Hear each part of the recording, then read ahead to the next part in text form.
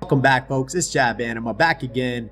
In Blender, we create geometry, and as we become more advanced, our geometry will start to overlap and intersect. We don't want to parse out through each individual vertex and line, so we have to find a way of selecting meshes in a procedural way.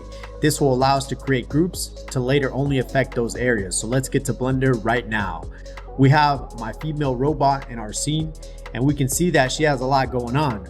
So if we want to select her shoulder pad, as a beginner, I would go through and pick every single point, and there's just a better, easier way to do this, which is to pick one point and press L. This will select the whole thing.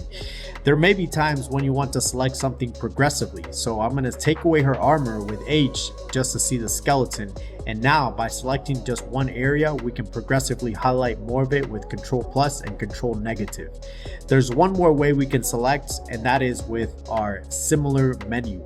We can find it with Shift G, and this menu is going to give you different options depending on if you're a vertex, line, or face. Last, we want to assign these areas to groups or even to your materials. We can create groups and assign them.